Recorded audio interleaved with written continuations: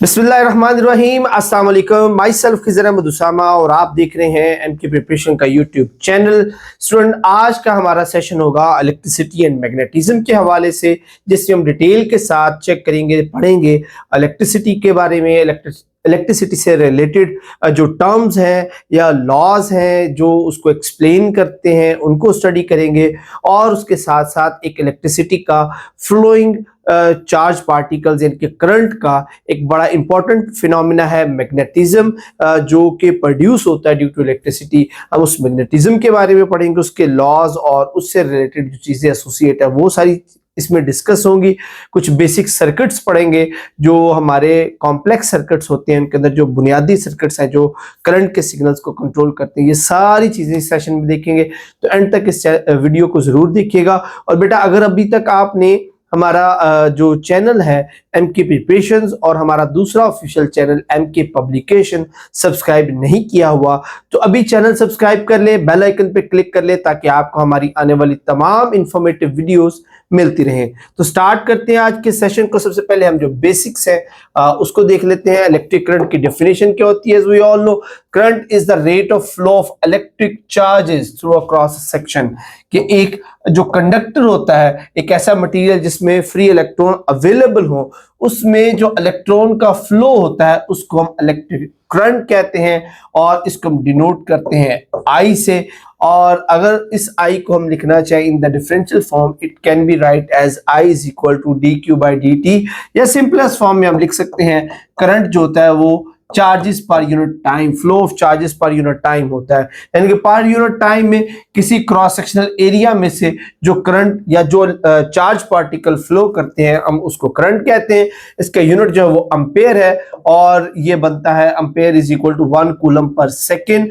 जो charge carriers होती हैं, जो हमारे पास ऐसी डिवाइसेस जिनको हम कंडक्टर कहते हैं, उनके अंदर चार्ज कैरियर्स जो फ्री इलेक्ट्रॉन्स होते हैं। करंट की दो टाइप्स होती हैं, एक डायरेक्ट करंट है और एक ऑल्टरनेटिंग करंट है।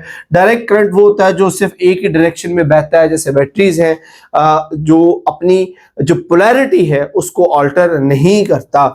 जबकि जो ऑल्टरनेटिंग करंट है वो अपनी डायरेक्शन को, अपनी पोलैरिटी को ऑल्टर करता है in the form of sinusoidal wave. यानी कि ये पॉजिटिव और नेगेटिव पीक वैल्यूज के दरमियान ऑल्टर होता है, और इसकी एक स्पेसिफिक फ्रीक्वेंसी होती है जो एक्सप्लेन करती है कि पर सेकंड में एक करंट जो है, एसी करंट जो है वो अपनी पोलैरिटी को कितनी बार चेंज कर रहा होता है। अब जब हम कंपैरिजन की बात करते हैं, अल्टरनेटिंग करंट और डायरेक्ट करंट के कंपैरिजन की बात करते हैं कि सेम अमाउंट में वो कितनी पावर ट्रांसफर कर रहे हैं, तो इस कंपैरिजन के लिए हमें जरूरत पड़ती है आरएमएस वैल्यू की।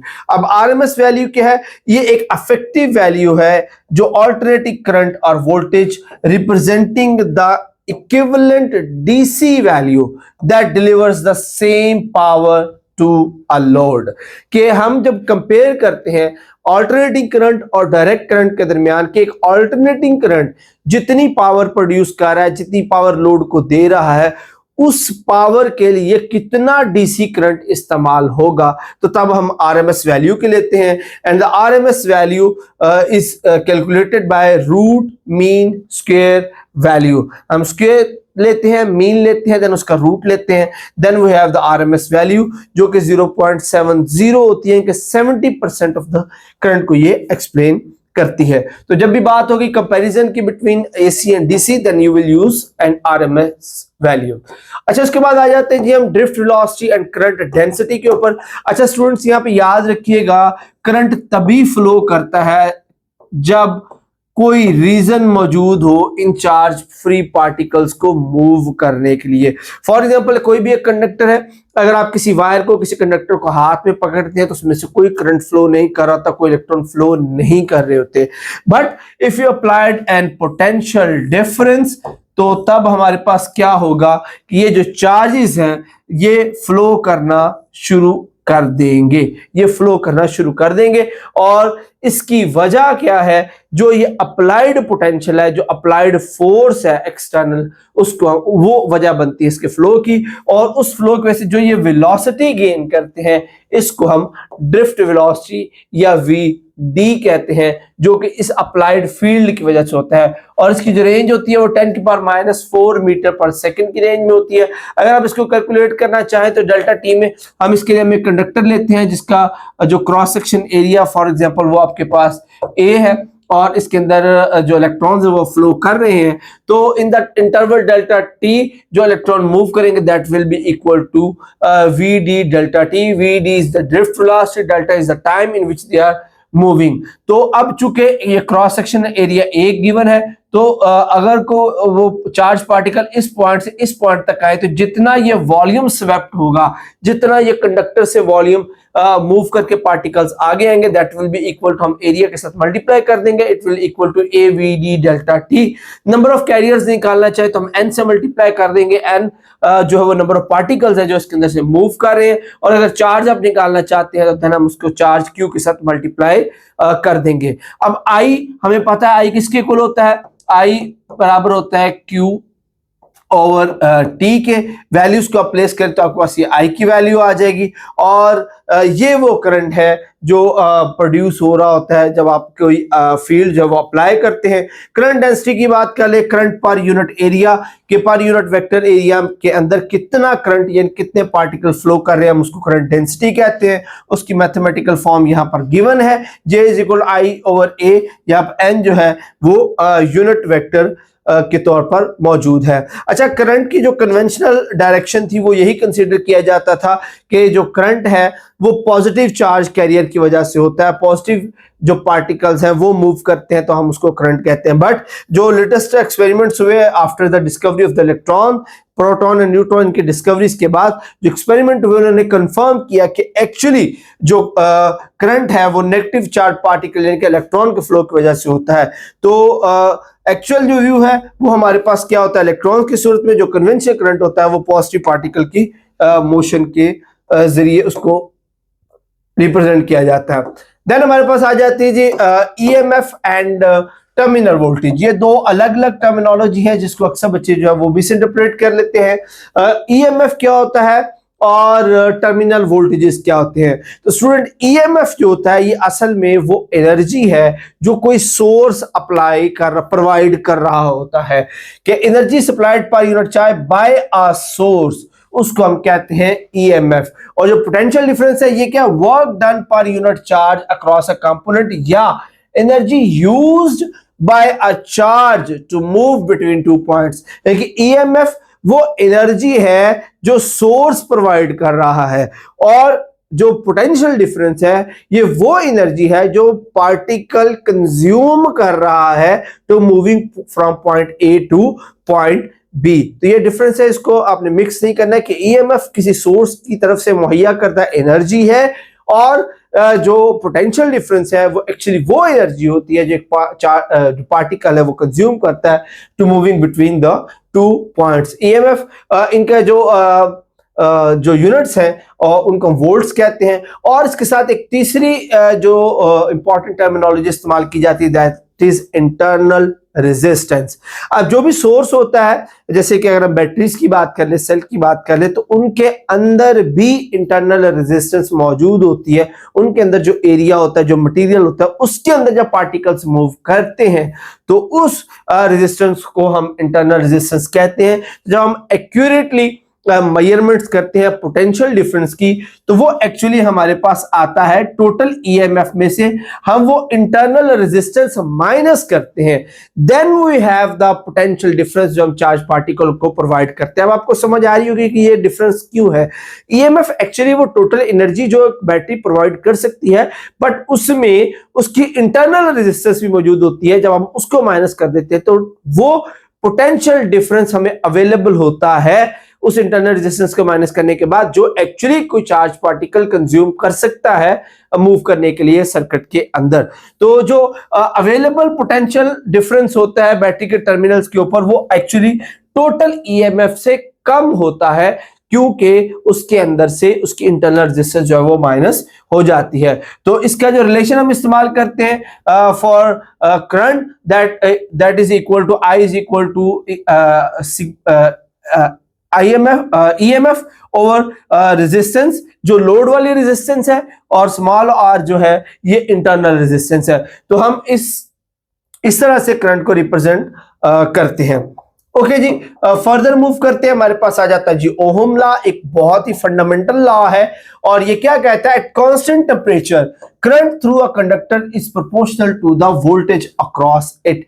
कि अगर आप किसी कंडक्टर की जो फिजिकल प्रॉपर्टीज हैं वो चेंज नहीं करते, फिजिकल प्रॉपर्टीज में क्या आ जाता है, मटेरियल ऑफ दैट कंडक्टर, उसके बाद उसका टेम्परेचर, जो आपने उसका जो इन्वायरमेंट रखा हुआ, वो अगर आप उसको चेंज नहीं करते तो देन जितना पोटेंशियल आप अप्लाई करेंगे उतना ही करंट प्रोड्यूस होगा, यानी कि V और I, V is direct proportional to I।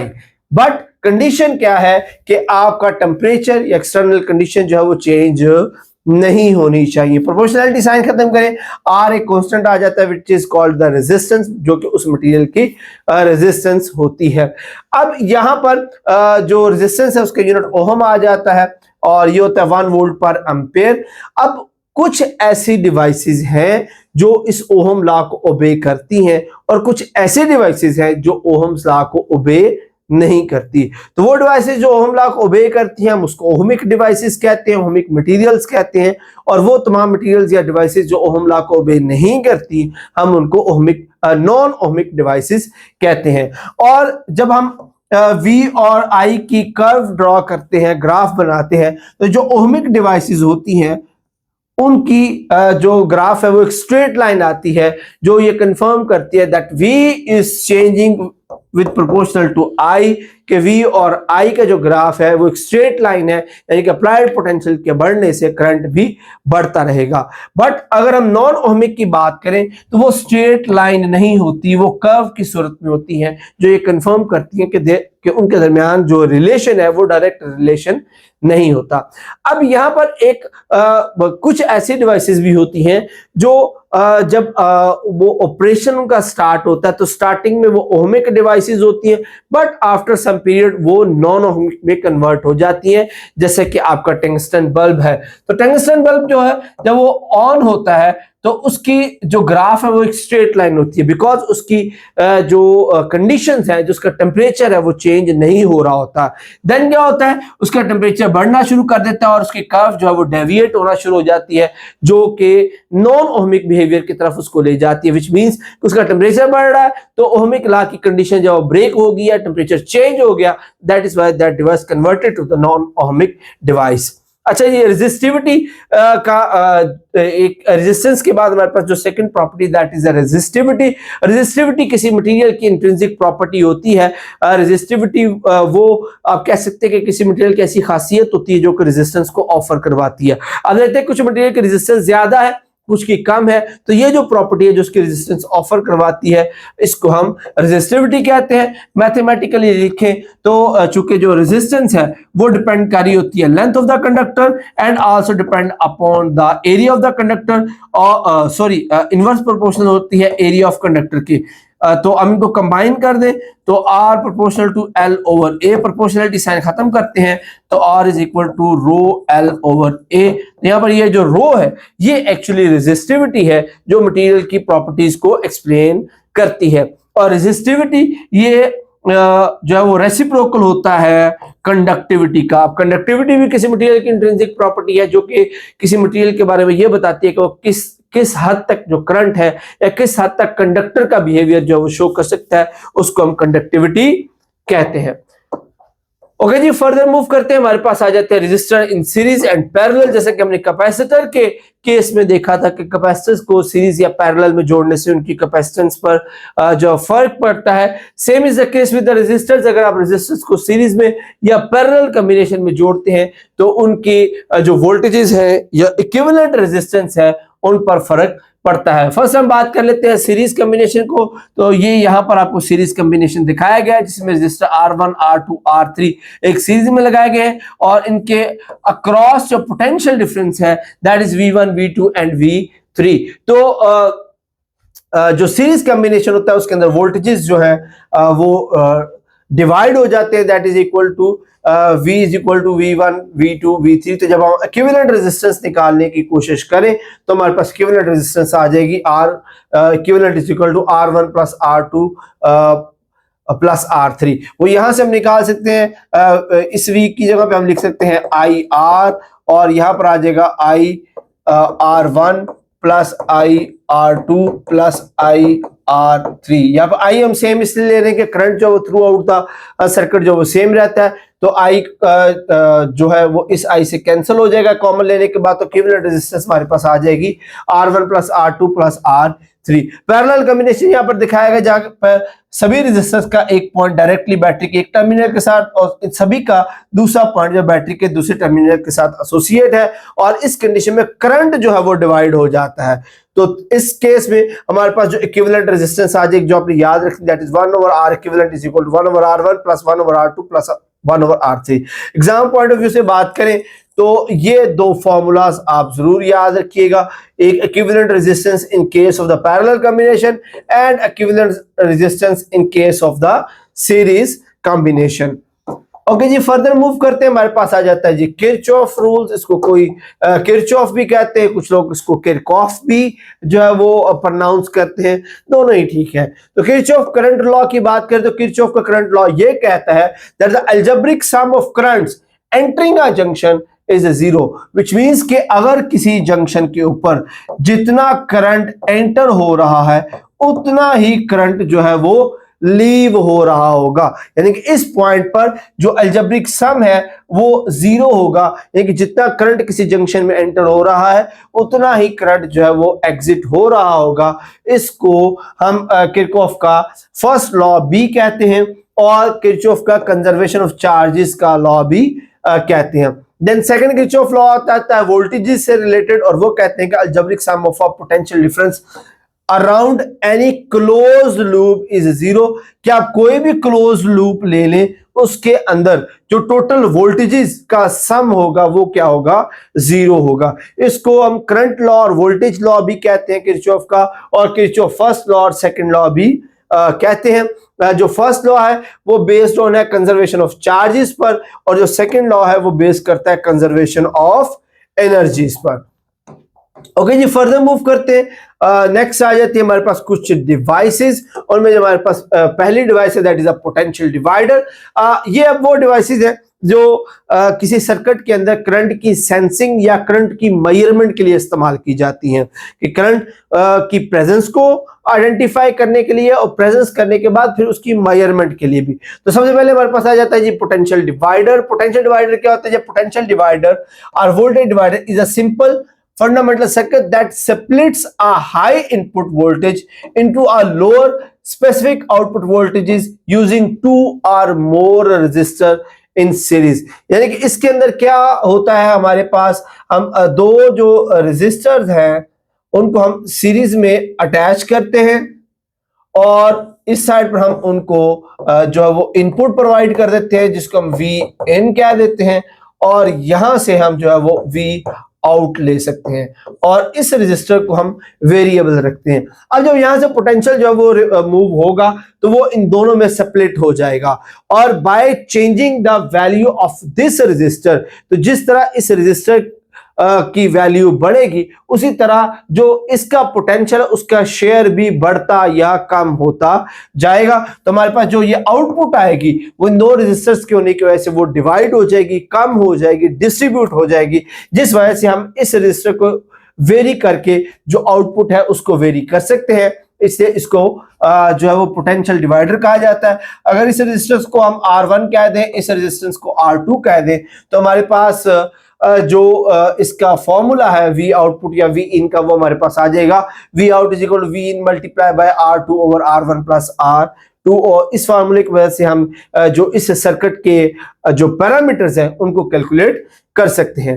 अच्छा, उसके बाद हमारे पास तीन बेसिक मीटर्स है, ammeter, volt meter and galvanometer. Basically ये गैल्वेनोमीटर ही है जिसको फर्दर हम रेजिस्टेंसेस लगाकर कन्वर्ट कर सकते हैं into ammeter and volt meter. अगर बात करें सबसे पहले एमीटर की, तो एमीटर जो है वो करंट को मेजर करने के लिए इस्तेमाल होता है, जिसके अंदर सीरीज में हम एक रेजिस्टेंस जो है वो इस्तेमाल करते हैं। जैसे अगर ये एमीटर हमारे पास, आप ये देख सकते हैं कि गैल्वेनोमीटर के साथ एक बड़ी लो वैल्यू की रेजिस्टेंस जो है वो ऐड की जाती है, पैरेलल ऐड की जाती है, जिसको हम शंट रेजिस्टेंस भी कहते हैं कि इसकी वैल्यू बहुत कम होती है।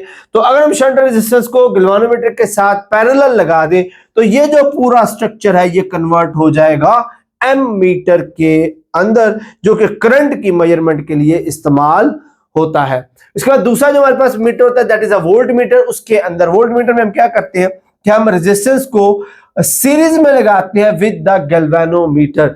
जब अगर हम रेजिस्टेंस को गैल्वेनोमीटर के साथ सीरीज में लगा दें then we can check the potential difference across this resistance. हम इसका पोटेंशियल डिफरेंस यानी कि वोल्ट्स को मेजर कर सकते हैं। अच्छा, हम गैल्वेनोमीटर को हम इसके अंदर इस्तेमाल क्यों कर रहे हैं? तो गैल्वेनोमीटर में अगर आप देखें तो बेसिकली एक स्मॉल कॉइल जो है वो एसोसिएट होती है एक निडल के साथ। तो जब इसके अंदर से करंट पास करता है तो इस कॉइल के अंदर जो है वो मैग्नेटिक फील्ड इंड्यूस होता है, और ये जो कॉइल है ये एक्सटर्नल मैग्नेट फील्ड में पड़ी होती है। तो इंटरनल जो इंड्यूस मैग्नेट फील्ड है वो एक्सटर्नल मैग्नेट फील्ड के साथ इंटरेक्ट करता है, जिसकी वजह से ये कॉइल जो है वो मूव करती है, और निडल की मूवमेंट जो है वो हमें प्रेजेंस ऑफ द करंट के बारे में या वोल्टेजेस के बारे में इंफॉर्मेशन देती है। और जब वो आउटपुट इनपुट हटा ली जाए तो ये कॉइल इस स्प्रिंग कॉइल की मदद से वापस अपनी जगह पर आ जाती है। तो इस तरह ये गैल्वेनोमीटर जो है वो इनपुट करंट या वोल्टेज की मदद से मूव करके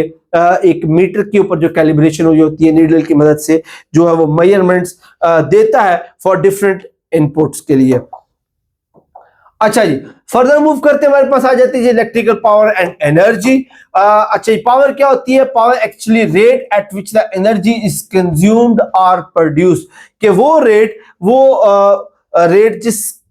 जिस पे एनर्जी जो है वो कोई सिस्टम उसको कंज्यूम कर रहा है या प्रोड्यूस कर रहा है, हम उसको पावर कहते हैं। And it can be calculated by P is equal to V I, और यहां से अगर V को हम आई आर प्लेस करें it will become equal to I square R, और इसको हम V स्क्वायर आर लिख सकते हैं। तो ये तीनों फॉर्म्स जो है वो according to the requirement of the mathematical problems, तीनों फॉर्म्स जो है वो इस्तेमाल की जा सकती हैं पावर के लिए। वोल्टेजेस और करंट की सूरत में अगर आपको चाहिए तो ये सूरत इस्तेमाल होगी, करंट और रेजिस्टेंस की सूरत में ये फॉर्म इस्तेमाल होगी, और वोल्टेजेस और रेजिस्टेंस की सूरत में ये फॉर्म इस्तेमाल होगी। इसका यूनिट जो है वो वाट होता है, यानी कि 1 जूल पर सेकंड।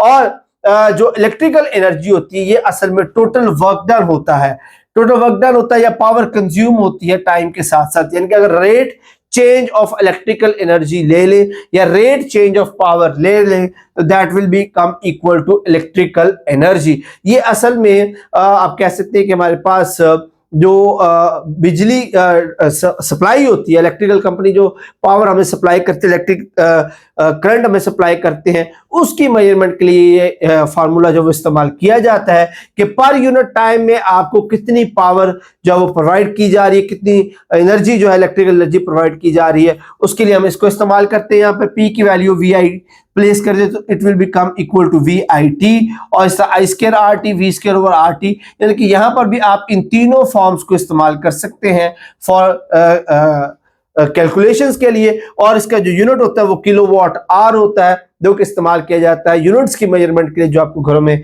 एनर्जी जो प्रोवाइड की जाती है। और 1 किलोवाट आवर जो है अगर उसको छोटे यूनिट्स में डिवाइड करें तो ये हो जाता है 3.6 इंटू 10 की पावर 6 जूल। एक इंपॉर्टेंट क्वेश्चन है जो पूछा जाता है अक्सर कि 1 किलोवाट आवर किसकी इक्वल है? 3.6 इंटू 10 पावर 6 जूल्स। ओके जी, फर्दर मूव करते हैं। नेक्स्ट हमारे पास आ जाती है magnetic field and para types of paramagnets. अच्छा जी, इसकी तरफ जाने से पहले हम एक डोमेन थ्योरी ऑफ मैग्नेटिज्म पढ़ते हैं, जिसमें वो क्या कहा जाता है जी कि मटेरियल्स जैसे कि आयरन, स्टील, निकल, कोबाल्ट वगैरह है, इनमें मैग्नेटिक डोमेन्स होती है। मैग्नेटिक डोमेन्स क्या है? ये वो छोटे छोटे एरियाज होते हैं जहां पर मैग्नेटिक मूवमेंट्स जो है वो पड़ी होती हैं, यानी कि मैग्नेटिक प्रॉपर्टीज जो उसके अंदर मौजूद होती हैं, लेकिन चूंकि ये अलाइन नहीं होती किसी एक डायरेक्शन की तरफ, एक दूसरे से ऑपोजिट हो रही होती, तो ओवरऑल जो मैग्नेटिक प्रॉपर्टीज है वो कैंसिल आउट हो जाती हैं। तो लेकिन जब हम इस सारी डोमेन को प्लेस करते हैं किसी एक्सटर्नल मैग्नेट फील्ड के अंदर, तो ये जो सारी डोमेन्स हैं ये अलाइन हो जाती है उस एक्सटर्नल मैग्नेट फील्ड के साथ, और इस तरह से ये मटेरियल जो है वो मैग्नेट बन जाता है, और इस प्रोसेस को मैग्नेटाइजेशन कहते हैं। और इस तरह से बनने वाले जो मैग्नेट्स होते हैं उनमें कुछ परमानेंट मैग्नेट होते हैं, कुछ टेम्परेरी होते हैं। परमानेंट मैग्नेट जो होते हैं कि ये डोमेन्स जो हैं वो स्टे करती हैं, वो ऑलवेज जो है वो इसी डायरेक्शन में रहती है जिसमें वो आ चुकी होती हैं।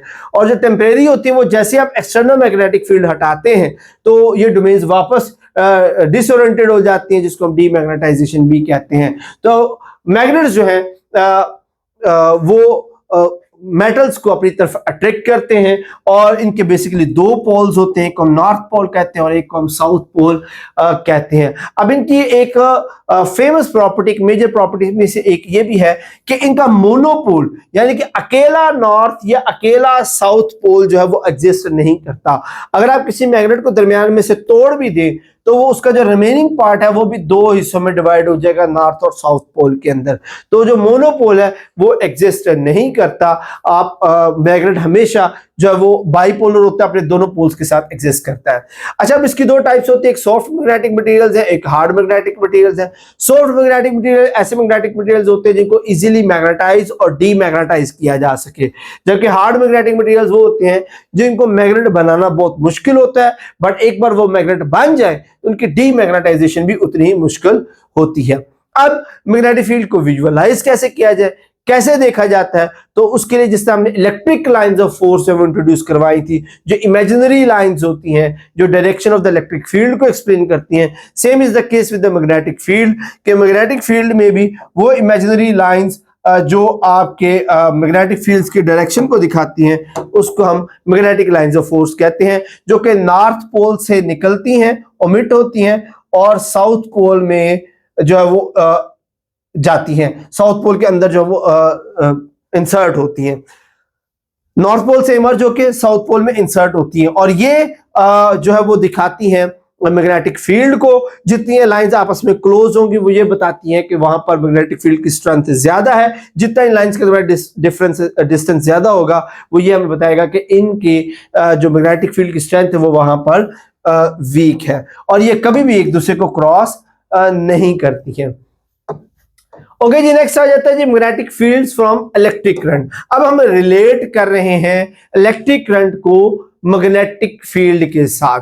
अब इनका आपस में क्या ताल्लुक है, तो 1820 में जो ओरेस्टेड है उन्होंने इसका मुशाहिदा किया था। उन्होंने क्या देखा कि एक जो करंट कैरिंग कंडक्टर है उसके पास पड़ी हुई जो कंपास है वो मूव कर रही हैं, वो डिफ्लेक्ट हो रही हैं। तो अगर डिफ्लेक्ट हो रही इसका मतलब there is any magnetic field out there, और वो फील्ड था उस करंट कैरिंग कंडक्टर की वजह से जिसके अंदर से करंट फ्लो कर रहा था। तो वहां से उन्होंने ये कंफर्म किया कि जब करंट पास करता है किसी करंट कैरिंग कंडक्टर को, करंट जो है वो किसी कंडक्टर में से पास करता है तो उस फ्लो की वजह से उस कंडक्टर के अराउंड एक मैग्नेटिक फील्ड प्रोड्यूस होता है जिसको जो वो एसोसिएट किया जाता है उस इलेक्ट्रिक करंट के साथ। उसकी मैथमेटिकल वैल्यू जो है वो होती है B = μ0I/2πr। ये कैसे कैलकुलेट हुई इसको फर्दर जो है वो देखेंगे भी, इस फॉर्मूला को ये कहां से आया है। तो जो मैग्नेटिक फील्ड की स्ट्रेंथ है उस करंट कैरिंग कंडक्टर की, दैट इज B = μ0I/2πr। और यहाँ पर ये जो μ0 है ये असल में परमेबिलिटी ऑफ फ्री स्पेस होती है उसके अराउंड कंडक्टर के। अब डायरेक्शन कैसे फाइंड आउट करें, उसके राइट हैंड रूल इस्तेमाल किया जाता है। आप जो कोई भी स्ट्रेट कंडक्टर है उसको आप इस तरह से ग्रास्प करें कि आपका जो थंब है वो इंडिकेट करे डायरेक्शन ऑफ द करंट को, तो कर्लिंग फिंगर्स जो है वो आपकी बताएंगे direction of the magnetic field को। अगर करंट ऊपर की तरफ जा रहा है तो कर्लिंग फिंगर इधर को जाएंगी और ये इस डायरेक्शन में मैग्नेटिक फील्ड होगा। इस तरह ये ऑपोजिट हो जाता है अगर करंट की डायरेक्शन भी ऑपोजिट हो जाती है, इसको राइट हैंड रूल कहते हैं। और इसी तरह अगर हम सोलेनॉइड की बात करें तो सोलेनॉइड के अंदर, सोलेनॉइड क्या होता है, ऐसा कंडक्टर है जिसको हम वाउंड कर देते हैं कॉइल की सूरत में, उसको हम सोलेनॉइड कहते हैं। तो सोलेनॉइड के अंदर भी जो मैग्नेटिक फील्ड है वो प्रोड्यूस होता है और नॉर्थ टू साउथ मूव हो रहा होता है। और इसके अंदर डायरेक्शन निकालने के लिए भी हम राइट हैंड रूल इस्तेमाल करते हैं, जिसमें हम करंट की डायरेक्शन में फिंगर्स को कर्ल करते हैं। जैसे अगर करंट इस डायरेक्शन में रहा तो उधर से फिंगर्स को कर्ल करेंगे, थंब जो है वो इंडिकेट करेगा direction of the magnetic field को, नॉर्थ पोल को, यानी कि थंब जो है वो नॉर्थ पोल को जो वो इंडिकेट करेगा कि लाइंस किधर से उमिट होंगी, किधर से निकलेंगे। ओके जी, फर्दर हमारे पास आ जाता है जी एम्पेयर्स लॉ। एम्पेयर लॉ क्या कहता है, the line integral of magnetic field around a closed path equal mu naught times the enclosed current, के किसी भी क्लोज्ड लूप ऑफ कंडक्टर, यानी कि आप कंडक्टर किसी क्लोज लूप की सूरत में लेते हैं तो उसके जो मैग्नेटिक फील्ड होगा वो इक्वल होगा mu naught times of the total current के जो उसके अंदर इंक्लोज्ड है, जो उसके अंदर बह रहा है। यानी कि मैग्नेटिक फील्ड किसी भी क्लोज लूप पे इक्वल होगा mu naught times of the वो टोटल करंट जो उसके अंदर इंक्लोज है। ये इंटीग्रल के ऊपर सर्कल बता रहा है कि ये इंटीग्रल है किसी क्लोज पाथ का, यानी कि आप कोई सर्कुलर कंडक्टर ले लेते हैं और उसके अंदर से जब करंट पास करता है जिसका रेडियस जो है वो आर हो, तो उस सूरत हाल में उसका जो मैग्नेटिक फील्ड होगा दैट इज बी, और ये आ गया एरिया 2 पाई आर, और ये इक्वल होगा म्यू नॉट टाइम्स ऑफ आई। तो एम्पेयर लॉ की मैथमेटिकल फॉर्म ये बन जाती है, कैलकुलेट करें तो हमारे पास ये वो वैल्यू आ जाती है जो हमने पिछली स्लाइड में देखी थी, B is equal mu mu आई ओवर 2 पाई आर, जो कि उस मैग्नेटिक फील्ड की स्ट्रेंथ को एक्सप्लेन करता है जो उस करंट की वजह से प्रोड्यूस हो रहा है। अब यहां पर अगर हम सॉलिनॉइड की बात करें तो सॉलिनॉइड में जैसे पहले बताया कि कंडक्टर जब लूप की सूरत में होता है, अगर कंडक्टर की लेंथ एल हो तो हमारे पास उसकी मैग्नेटिक फील्ड की स्ट्रेंथ वो हमारे पास आ जाएगी कुछ इस तरह से, B is equal mu naught N I. तो सॉलिनॉइड की सूरत में हमारे पास जो वैल्यू है वो ये होगी, और लूप होगा तो उस सूरत में मैग्नेटिक फील्ड की वैल्यू ये होगी। अगेन मैंने पहले भी कई बार बताया, हम कैलकुलेशंस की तरफ इसलिए नहीं जाते, हम प्रिपरेशन कर रहे हैं एमसीक्यू पॉइंट ऑफ व्यू से, तो यहाँ पर हम फॉर्मूलाज को सिर्फ याद रखने की कोशिश करेंगे जो छोटी छोटी जो मैथमेटिकल प्रॉब्लम्स हैं उनमें इस्तेमाल हो सकते हैं। तो ये वो मैग्नेटिक फील्ड की स्ट्रेंथ है डिफरेंट फॉर्म्स में, चाहे वो सर्कुलर एक सिंगल सर्कुलर लूप हो या सोलेनॉइड हो। अच्छा जी, नेक्स्ट आ जाते हैं force of current carrying conductor.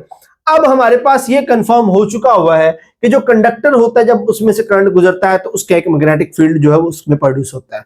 What if हम उस करंट कैरिंग कंडक्टर को किसी एक्सटर्नल मैग्नेट फील्ड में रख दें। फॉर एग्जांपल आपके पास ये एक मैग्नेट है, ये नॉर्थ पोल है, ये साउथ पोल है, और ये आपके पास कंडक्टर है।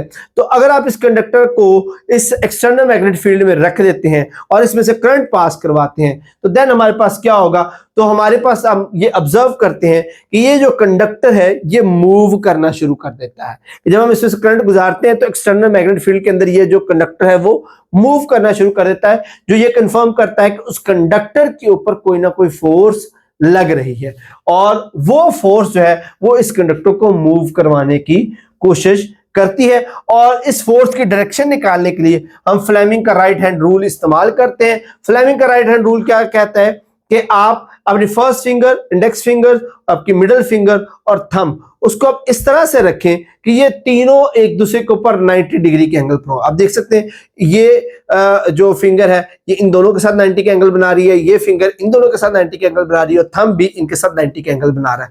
तो अगर आप इन तीनों जो आपके पार्ट्स हैं इनको अगर आप 90 डिग्री पर रखते हैं और तो क्या होगा कि आपकी ये जो मिडल फिंगर है ये आपकी करंट की डायरेक्शन को शो कर रही हो, और आपकी ये जो इंडेक्स फिंगर है ये आपकी मैग्नेटिक फील्ड को दिखा रही हो, तो आपका थंब जो है वो उस फोर्स को दिखाएगा जो उस कंडक्टर पर लग रही है।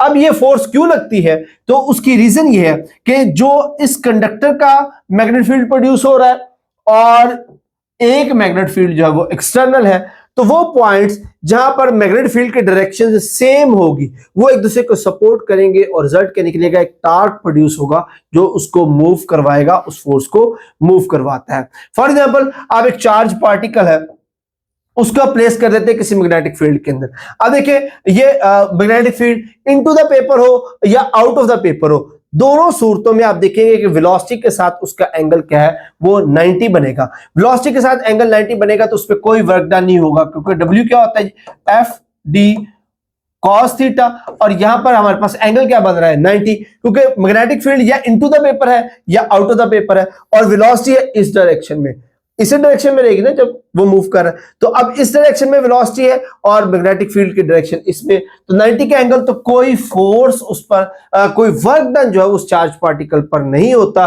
तो रिजल्ट हमारे पास क्या निकलता है कि ये उसकी डायरेक्शन चेंज होने की वजह से उसके ऊपर कोई वर्क नहीं करता, तो ये एक एज अ सेंटीपिटल फोर्स जो है वो उस पर एक्ट करता है, जिसकी सूरत में वो फोर्स सेंटीपिटल फोर्स के तौर पर एक्ट करती है, जिस सूरत में जो चार्ज पार्टिकल है वो सर्कल में मूव करना शुरू कर देता है। तो चार्ज पार्टिकल जो मैग्नेटिक फील्ड के परपेंडिकुलर हो वो क्या करेंगे, वो एग्जिबिट करेंगे सर्कुलर मोशन को, जिसकी आप जो कैलकुलेशन अगर आप करें तो उसके ऊपर लगने वाली फोर्स वो इसके इक्वल होती है, और जो फ्रीक्वेंसी है उसकी सर्कुलर मोशन की that is equal to cyclotron frequency उसको कहते हैं, जिसमें ये मूव कर रहा होगा, that is equal to omega is equal to Q B over M.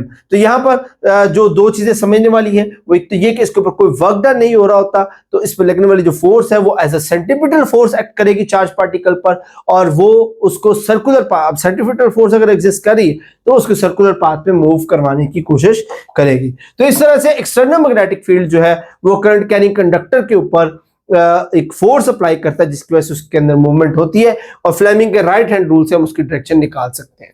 अब अगर हम दो कंडक्टर्स जो है वो एक दूसरे के पैरेलल रख देते हैं, दो कंडक्टर ही आपस में एक दूसरे के पैरेलल रख देते हैं, देन क्या होगा, अब इस कंडक्टर में से भी करंट पास कर रहा है, इसका भी मैग्नेटिक फील्ड होगा, इस कंडक्टर में से भी करंट पास कर रहा है, इसका भी मैग्नेटिक फील्ड होगा, जो आपस में इंटरैक्ट करेंगे, और उस पर जो फोर्स लग रही होगी उसको हम इस मैथमेटिकल फॉर्म में एक्सप्लेन कर सकते हैं। और अगर हम सिंपलेस्ट वे में बात करें, अगर तो करंट पैरेलल है, सेम डायरेक्शन में है, तो इन दोनों के दरमियान अट्रैक्शन की फोर्सेस होगी, ये जो मैग्नेटिक फील्ड आपस में इंटरेक्ट करेगा वो एक दूसरे को आपस में खींचेगा, एक दूसरे की तरफ खींचेगा। जबकि दूसरी सूरत में अगर ऑपोजिट करंट्स हैं तो इस सूरत हाल में ये आपस में एक दूसरे को रिपेल करेंगे, एक दूसरे को दूर करेंगे, क्योंकि ऑपोजिट डायरेक्शन में होने की वजह से मैग्नेटिक फील्ड की डायरेक्शन भी ऑपोजिट होगी। अगर एक मैग्नेटिक फील्ड ऊपर की तरफ जा रहा है तो एक नीचे की तरफ जा रहा है, जो उनको आपस में रिपेल करवाएगा। बट सेम की सूरत में अगर दोनों की डायरेक्शन सेम होती है तो ये एक दूसरे को अट्रैक्ट करेंगे, एक दूसरे के करीब जाएंगे।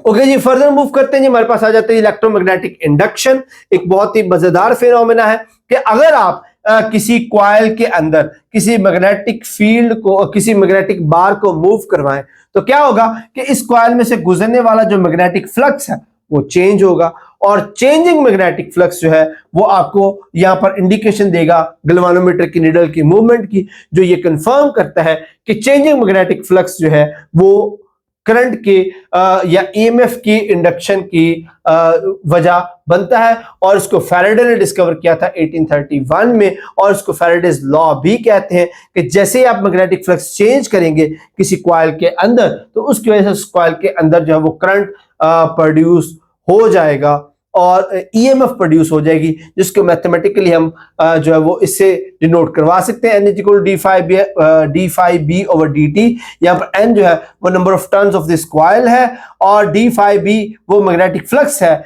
जो इस कॉइल के अंदर जो है वो चेंज हो रहा है। नेगेटिव साइन क्या होता है, ये इससे नेक्स्ट स्लाइड में मैं एक्सप्लेन करूंगा कि नेगेटिव साइन क्यों यहाँ पर आता है। अब ये जो इसके अंदर ईएमएफ प्रोड्यूस हो रही है, इसको मोशनल ईएमएफ भी कहते हैं, और ये डिपेंड करती है इन चार फैक्टर्स पर। First one is stronger magnetic field, कि जितना ये मैग्नेट स्ट्रॉन्ग होगा उतनी ही ज्यादा मैग्नेटिक फ्लक्स प्रोड्यूस होगा, उतना ही ज्यादा मैग्नेटिक फ्लक्स चेंज होगा, और उतनी ही ईएमएफ ज्यादा होगी। सेकंड इज फास्टर मोशन, कि जितनी तेजी से आप इसको मूव करवाएंगे, आप इस मैग्नेट बार को इस कॉइल में जितनी तेजी से मूव करवाएंगे उतनी ही तेजी से इस कॉइल के अंदर जो मैग्नेटिक फ्लक्स चेंज होगा, उतनी ही ज्यादा ईएमएफ जो वो इंड्यूस होगी।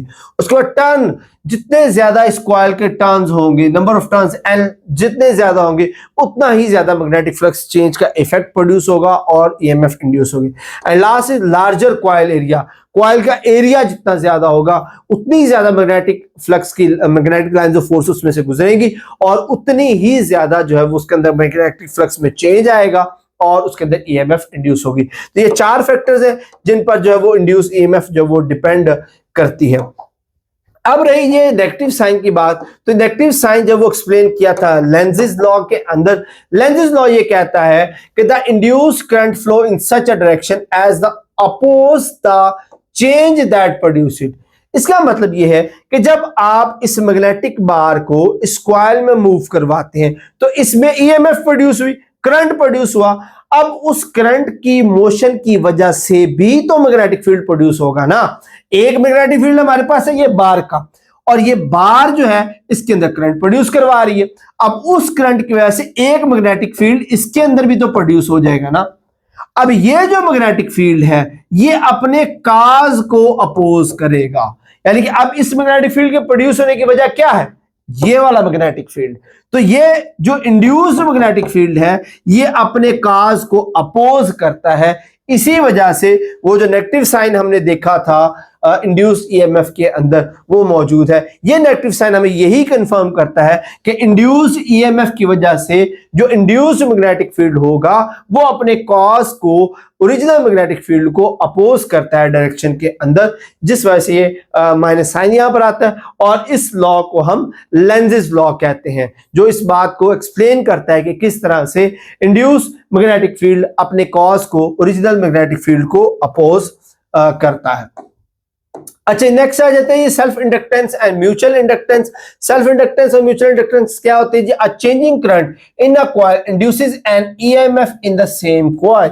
जो हम पीछे बात की है कि ये एक कॉइल है, इस कॉइल के अंदर किसी एक्सटर्नल मैग्नेट फील्ड की वजह से जो करंट प्रोड्यूस होगा वो करंट इसके अंदर ही जो है वो मैग्नेटिक फील्ड भी प्रोड्यूस करेगा, और उस मैग्नेटिक फ्लक्स के चेंज होने की वजह से इसी कॉइल के अंदर एक ईएमएफ भी इंड्यूस हो जाएगी। इसको सेल्फ इंडक्टेंस कहते हैं, क्योंकि जब आप इसको मूव करवाएंगे तो इलेक्ट्रिक फ्लक्स की मैग्नेटिक फ्लक्स की वैल्यू चेंज होगी, जिसकी वजह से इसमें प्रोड्यूस होने वाला करंट भी कम ज्यादा होगा। और जब वो इसके अंदर प्रोड्यूस होने वाला करंट कम ज्यादा होगा तो उसके वजह से इसी कॉइल के अंदर एक और ईएमएफ इंड्यूस हो जाएगी, जिसको हम इस प्रोसेस को हम सेल्फ इंडक्टेंस कहते हैं। और उसको हम इस फॉर्मूला की मदद से जो वो कैलकुलेट कर सकते हैं। सॉलिनॉइड की सूरत में हो तो इसमें हम इस फॉर्मूला से, और इंडक्टर की सूरत में हो तो हम इस फॉर्मूला। अब एक सेल्फ इंडक्टेंस होगी। अब second is mutual inductance. Mutual inductance क्या होती है कि आप एक कॉइल में ईएमएफ इंड्यूस करवा रहे हैं और उस कॉइल में से जो मैग्नेटिक लाइंस निकल रही हैं वो लाइंस किसी दूसरी कॉइल में ईएमएफ को इंड्यूस करवा दें। जाहिर सी बात है, एक मैग्नेटिक फील्ड ये है जो इसमें ईएमएफ इंड्यूस करवा रहा है। इस ईएमएफ की वजह से जो मैग्नेटिक फील्ड प्रोड्यूस हो रहा है वो अपने करीब पड़ी हुई दूसरी कॉइल में एंटर हो रही है, और इस कॉइल के अंदर वो जो ईएमएफ को इंड्यूस करवा देती है उसको म्यूचुअल इंडक्टेंस कहते हैं। और ये जो इफेक्ट है इस्तेमाल किया जाता है ट्रांसफार्मर्स में, जो हम इस चैप्टर के आखिर में देखेंगे। तो दैट्स इट। यहाँ पर हमारा जो आज का सेशन हम इसको कंक्लूड करते हैं। जो हमारा रिमेनिंग पार्ट है इसका, एलसी सर्किट है, आरएलसी सर्किट्स हैं, ट्रांसफार्मर्स हैं, एसी मोटर है, जनरेटर है, वो बाकी जो रिमेनिंग पार्ट है इंशाल्लाह हम उसका नेक्स्ट लेक्चर में उसको कंक्लूड करेंगे। अगर आपके जहन में कोई सवाल हो तो कमेंट सेक्शन में जरूर पूछेगा। Thank you so much. Allah Hafiz.